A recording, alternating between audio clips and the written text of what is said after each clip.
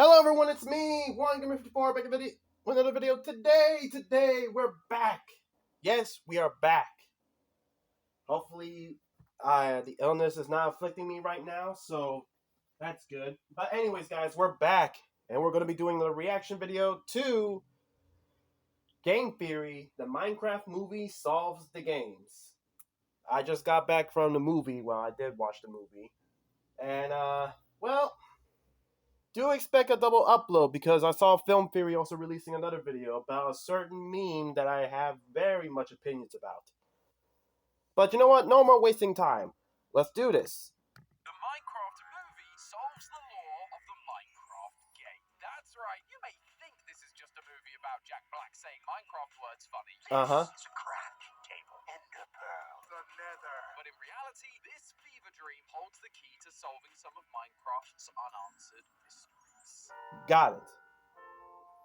Alright, let's do this.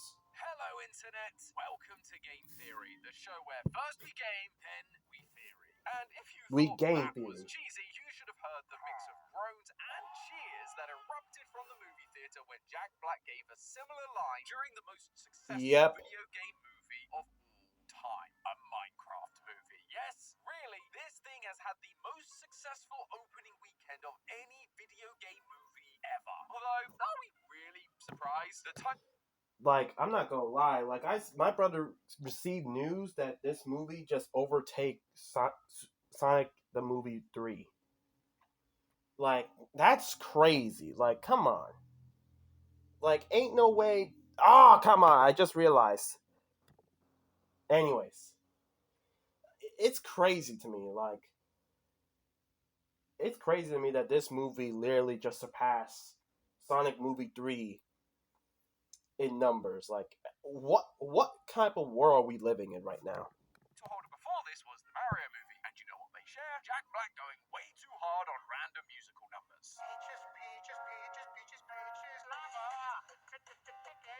Absolute cinema. But while most people the Peaches song is about how extremely better. The movie was, or yelling chicken jockey at the screen, I was sitting there taking notes in the dark like the little Minecraft nerd that I am, looking for the tiniest details to help solve the lore. Don't worry, Lee, I'm not trying to solve the lore of the movie. I'll leave that to you over on Film Theory. I'm talking about using the movie to help solve the lore of the game. Block by block, we've been putting together a complete timeline of the series. How a race of ancient builders from another world came to save the overworld from the piglet, but in doing so accidentally caused the destruction of the overworld and their own race. Normally, we're left to figure all of this out by scraping together clues from in-game locations, items, and spawning habits. However, occasionally, Mojang descends from the heavens and blesses us with something incredible. A story-driven piece of content. Sometimes it's a spin-off game like Minecraft Legends, sometimes it's a book, and now it's a movie. And just like Minecraft Legends before it, this thing shines a light on three big mysteries that have been plaguing our... Okay, I don't want to pause it because I know this is going to be a big video, and I hope it is, because I gotta redeem myself after falling ill. Still trying to check that I'm not falling ill right now, because, you know, recording while being sick is not fun, ladies and gentlemen. But I'm not gonna lie, they literally in the movie they literally made the overworld so easy. Like, not trying to say it was easy, because like we saw Steve struggling on his first night there, because, you know, day and night cycles in Minecraft just happens to be a lot quicker than the normal world. But, like, literally, if you get sent over the overworld, I mean, sure, you're going to struggle on the first night, but as long as you know how to make a sword or something, you'll be straight ore farming. Like, literally, like, if a kid, right? If a kid, I know, he's the MC of the movie. Of course he was going to get some plot armor on this one. But, like, seriously? Like, the zombies look like they were easy to take down, as well as the skeleton. Bring me over in the overworld and give me some prep time, and I promise you, I'm gonna be the villagers will see me as their hero. I'll be walking in straight aura farming. Heck, I'll even do the zombies worse, bringing out 2 swords. But let's be honest, they had to make the overworld seem easy and fun for, you know, the kids watching this. Because I'm gonna tell you, if I pick up a Minecraft book, like, you know, the Minecraft novels, they're gonna start The novels are going to show the outworld to be a not so happy place, and I bet my bottom dollar on it. Matter of fact, let me go find a Minecraft novel right now, and we'll just see. Although that would be very interesting to do in the second channel. But anyways, I'm losing track of myself. Let's go. Series for a while now. But can the movie even be used for lore? It's called a Minecraft movie because it's just one of many possible stories, so it might not even be canon. And that's true. But just like we've been doing with FNAF for years at this point, just because something isn't directly canon doesn't mean it can't help inform us how the rules of this canon world work. Yeah. This is also the company that said, we're not saying that that's exactly what happened, but maybe it did. And that game has proven to be essential to the Minecraft world and its lore. So I'm not going to look a gift skeleton horse in the mouth. After all, the lore of this game has always been about putting together blocks that initially don't seem like they go together, but when you take a step back, creates a beautiful and intricate masterpiece. So friends, grab your flint and steel, because we gotta go to the Nether to explore our first mini theory. Netherwort is more than just a fungus. In case you don't know, Netherwort is a red mushroom-like substance that grows on soul soil and soul sand in the Nether. It's been around since version 1.0. Oh, come on! Helps eliminate bad breath for 12 hours. Alright, we back. A core part of the Minecraft world, and yet it's only now, 14 years after its inclusion, we're finally getting some information about what it truly is. In a Minecraft movie, the piglins are about to enter the overworld to chase down our heroes. They need to find a way to enter the overworld without turning into zombified piglin. They have accomplished this before in the game's timeline. Nether spreaders, the pollution they create makes the air breathable for the piglins. In Minecraft Legends, piglins create a structure that pollutes the air and makes it breathable, stopping them from becoming zombified piglins. Kinda like reverse Last of Us. The movie actually borrows a lot of elements directly from Legends, like giant nether portals being powered by a purple cube, heroes being teleported from another world, and Malgosha, the leader of the piglins, basically just being a movie version of the Seer. With that, I expected them to take a similar approach when it came to this zombifying problem, but they didn't. Instead, Malgosha surprised me by handing General Chungus... Sorry, that name gets me every time. Yeah, I was about to go on a rant with this one because I kid you not. Like, I knew this name, but I literally had to not tell Kevin. So imagine Kevin's reaction when he walked in. He listened to the general's name called General Chungus, and he looked at me like Kevin gave me the death glare.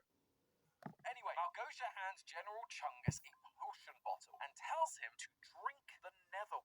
If Netherwort is being used to stop the zombifying process, then it's more than just some fungus that grows in the hellish environment of the Nether. It's essentially acting as a vaccine. Vaccines work by exposing your body to a harmless version of a virus or bacteria to trick your immune system into recognizing that type of disease, allowing it to fight off the real thing when the time comes. Whatever it is that converts the piglin into zombie piglin, maybe an airborne zombie virus like we've talked about in previous theories, it exists in an inactive state inside the Netherwort. So when they consume it, their bodies learn to fight it off, stopping the zombifying process. Both bacteria and viruses also need to be kept in ideal conditions in order to survive and multiply. Yeah, but it was also limited because he was bringing a huge army and that bottle was that big. You're sick, it's your body trying to raise the temperature and kill off the sickness. And the Nether, as we all know, is a very hot place. The virus is unable to spread, hence the piglin aren't zombifying all the time, and so it lies dormant, inactive, inside the Netherwort, making it perfect for use as a vaccine. What you might be thinking isn't so perfect is the method of which they take the vaccine. Normally for a vaccine, you go to your doctor and you get a shot. This allows the vaccine to enter via your bloodstream and directly begin its work immunizing you. But these piglin aren't getting shots, they're ingesting the vaccine. Typically, ingesting a vaccine isn't an effective method because your stomach acids can break down and destroy the vaccine before it gets a chance to be absorbed into your bloodstream. There are some vaccines that are ingested orally. The rotavirus vaccine is taken in liquid form, and the typhoid vaccine can be taken as a capsule, just to name a couple. But those are very specific cases that operate differently to most other vaccines. Although that hasn't stopped scientists trying to make vaccines edible. In fact, in 2021, scientists at UC Riverside began work to create lettuce plants that contain the COVID-19 vaccine. What they discovered is that it basically just becomes a balancing act of how much vaccine the food needs to contain. Some of the vaccine would be destroyed by the stomach acid, but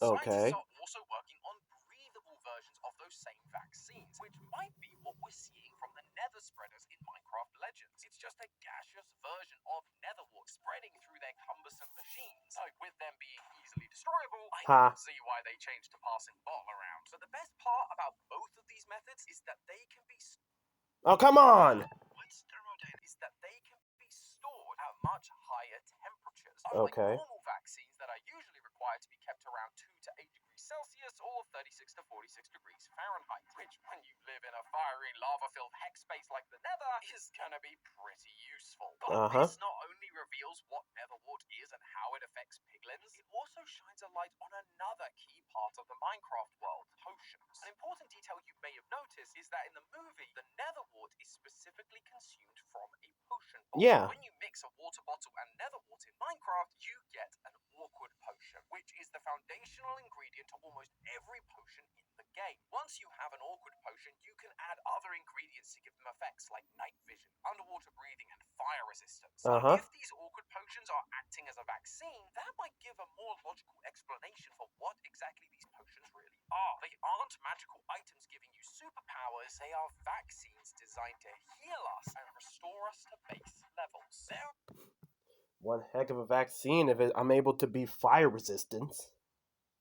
There are hundreds and hundreds of vaccines in the world today, and they can help treat a myriad of diseases. Some can stop your Vaccine that allow me to run faster, see through the darkness, breathe underwater, be fire resistant. Like the MMR vaccine reduce the risk of things like That's one heck of a vaccine then in Minecraft. which all affect eyesight. Having a non-compromised lung capacity would allow you to hold your breath for longer, like we see with underwater breathing. Having non-compromised skeletal muscles would make you stronger and faster, like we are when we consume potions of haste, swiftness, and leaping. Having non-compromised eyesight naturally makes your eyesight at night better, just like night vision. Clearly, there's more than just a zombie virus we have to contend with in the overworld. This place is full of bacteria and viruses that are causing us to essentially be working at a deficit the entire time we're playing. When we take a potion, we're not boosting our powers, we're restoring them back to base levels thanks to the immunizing properties of the netherwort vaccine.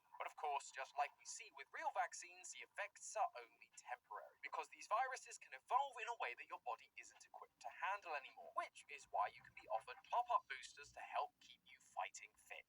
Theory number 2. Steve is not a descendant of the ancient builders. What? I know, sacrilege. So many of our theories, especially in the early days, came from the idea that Steve was a modern-day descendant of the ancient builder race that once existed in Minecraft. You see, one of the many tricks we've used when deciphering the lore is mob behaviors. Where do they spawn? How do they interact with other mobs? Do they know that if they punch the subscribe button, come on, an man. adorable, tiny, little subscribe button that they can place anywhere they like? Go on, see for yourselves. It only takes a few hits. 3, 2, 1, bam! Wait, what are you doing? No, not on me! Anyway, the interaction we paid most attention to was how these mobs interacted with Steve, using it as a sign that there is a shared history between these mobs and the ancient builders. Steve is just the latest in a long line of builders, and so the mobs are reminded of the ancient builders when they see him. Oh, come on! So the mobs are I need to reminded get of the ancient builders an when ad they see blocker or him, causing something, them man. to, in most cases, attack him. The only trouble is, we've never really been able to explain the how of it all. When we go through our timelines, we focus a lot on the history of the ancient builders and how they all died out or disappeared into the end dimension. And then yeah, I'm not gonna lie. I've been thinking about it, and I don't know. And I'm pretty sure I did a reaction video of the whole Minecraft timeline they did, and it's like, how does Steve fit in all this? What happened to Steve all this? Like, if he was a baby, right? Like, what happens then? Like, how did Steve survive? Unless you want to tell me that Steve got this plot armor or was living with the villagers. How did my boy Steve survive? He was the last of his kind. The ancient builders. And how do they explain Alex, too? Like, are we not going to take in consideration Alex? Or is Alex just non-canon until you need a player 2? Like, these are questions I need to know. it's just time passes and suddenly, Steve, but a Minecraft movie finally offers us an explanation. We see Steve find a portal inside a mineshaft, and that that is how he goes from his world to the world of Minecraft. It seems relatively simple, right? But this is almost exactly what we see at the beginning of Minecraft Legends. A character is busy mining away in the mines, only to be drawn in by a magical blue portal and then end up in the ancient Minecraft world as the first of the ancient builders. With this, as well as all the references I mentioned earlier, I was wondering whether this movie was supposed to be Minecraft Legends retold. But after watching this movie more times than I care to admit, I'm not so sure that's the case. Firstly, there's the Illagers, who, well, exist. And they only came into existence after they chose violence, which they learned from the ancient builders in Minecraft Legends. Plus, in the movie, they're in woodland mansions which weren't built until around the time the ancient builders disappeared. Much later in the timeline. Steve also speaks of the Darkening in this movie, an event where the piglin put the overworld into eternal night. He mentions the name as if it's a legend, like it was something that happened before, like it happened previously in the time of Minecraft Legends, and is now happening again. And of course, there's the obvious point that the lead character is called Steve, and if the inevitable sequel and 5 spin-offs get greenlit, we'll have Alex too. Both of whom are the original 2 characters from the modern part of the Minecraft timeline that we play as. All of this to say that the movie is clearly supposed to be about the modern part of the Minecraft timeline. And that's an important detail to clarify, because it means that Steve coming to this world isn't a retelling of Minecraft Legends. It's showing us that the same thing is happening again. When the overworld was in danger, how did that happen? Heroes of legend from other worlds were summoned in order to save it. Now, in the modern part of the Minecraft timeline, Steve has been summoned to the Minecraft world in order to once again save it from the threats that surround it. He's not a descendant of the ancient builders per se, he's just a builder from another world brought here like they were. That's why all the mobs react to him like he's an ancient builder. He may not share their blood, but he shares... I know. I'm sorry with all these ads, guys. I'm sorry, okay? Trust me when I say I'm gonna find a way to make sure there's no more ads on this. But at the same time, it's like, if I get rid of these ads, that means there'll be no more. Oh, come on! And it's basically now becoming a catchphrase now in the channel. Like he's an ancient builder. He may not share their blood, but he shares their same drive to create, to build, to craft. All these mobs can see that he has the same ambition, and so they wish to stop him because they remember what happened the last time someone like him showed up. And finally, theory number 3, the Minecraft timeline is doomed to repeat itself. Oh no. This ties into what we were just talking about with the timeline placement of this movie. With this movie showing us things about the modern parts of the timeline, there's one big red flag that hit me like a creeper explosion, and it all has to do with the Orb of Dominance. This MacGuffin is one of, if not the most important item in the series lore. In Minecraft And Legends, it was very important in the movie. to corrupt beacons, empower nether portals, and control the piglin leaders. At some point, the Orb of Dominance is stolen away from the seer, likely by the ancient builders, and locked away in a cave in the overworld, only to then be found by an outcast illager who uses it to try and take over the world in Minecraft dungeons. Oh, and did I mention it's completely sentient? Yeah, this orb isn't really just an orb. It has a voice, and it manifests itself as a creature known as the Heart of Ender. At the very end of the Echoes of the Void DLC, it becomes this giant centipede enderman hybrid thing. And it's our job to defeat it. But that's the kicker. We do defeat it. And unlike an earlier part of the story where the orb shatters into pieces that can then be put back together later, once the Heart of Ender is defeated, it evaporates into dust, never to be seen again. Until a Minecraft movie, that is, where the Orb of Dominance pulls a Palpatine and was just like, lol, JK, and shows up in a random cave in the real world to kick off the events of the entire movie. Although, thankfully, I don't think this is actually a we thought it was dead, but really it wasn't situation. That would be awful storytelling, right, Mojang? That would be awful storytelling. What I think is more likely here is something that Minecraft seems to have been hinting at more and more, that there was never just one Orb of Dominance. Think about it. At this point in the timeline, the Orb of Dominance is already destroyed. Malgosia, the seer, seems to know what the Orb of Dominance is when it first arrives. And the villagers already have the second half of it, the Earth Crystal, built and ready to go in the Woodland Mansion, because they've already experienced its power before during the time of Minecraft Legends. Now, in the modern day, we're seeing Steve start out not in the Minecraft world, but in the real world. It's there that he finds the Orb of Dominance, and from that point gets sent to the Minecraft world, meaning this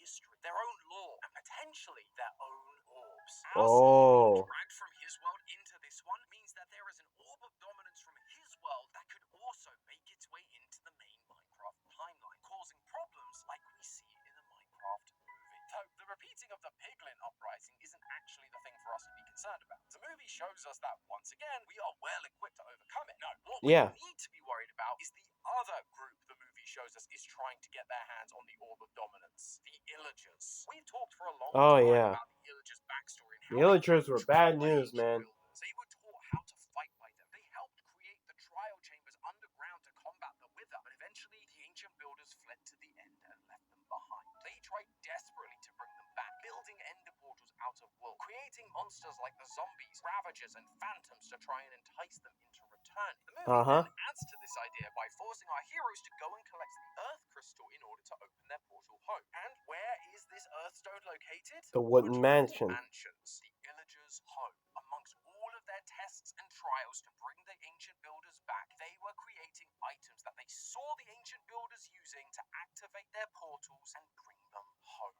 But it never worked. The ancient builders didn't come back. They left the Illagers to die. And so now, the Illagers still have the piece to the puzzle needed to control the Orb of Dominance. And with them being not so keen on us builders, who's to say history isn't going to repeat itself again? Just like we saw a Minecraft movie mirror Minecraft Legends in modern times, the next big threat is going to be a repeat of Minecraft dungeons, with Illagers wielding the Orb of Dominance. So this time, it won't be some random rogue Illager outcast we have to fight off. It's going to be the entire Illager army. They are going to use the Orb to dominate this world, wipe us out, and maybe even go back to our original world to rid the multiverse of the ancient builders that betrayed them.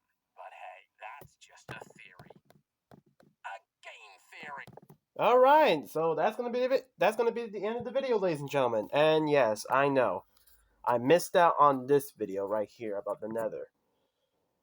Trust me, I know, I missed out on that, and I hate the fact that I got sick during that moment. But listen, I don't know. Maybe, just maybe. Okay, hear me out. I'll probably do a reaction video on that one, but it's gonna be on the third channel. I don't know. I feel like it could be something. Like any missed videos that I didn't do, I'll be doing them in the extra channel. I don't know. I'm still brainstorming on it, but you're just gonna have to let me know, and you're just gonna let me know you guys enjoyed this video, so I know what I gotta do. But anyways, guys, that's about it of the video. So what do you guys think? Honestly, pretty solid to say the least.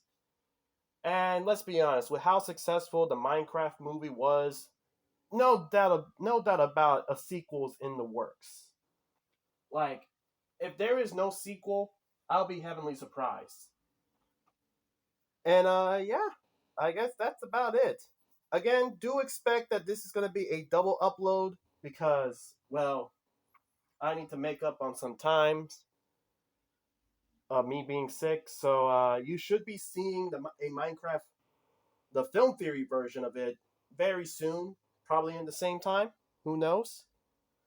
But yeah. Make sure you like the video so I know you guys enjoy. Comment down below what you guys think. And subscribe, because we're trying to upload daily, now that I'm back. This is OneGamer54, signing off.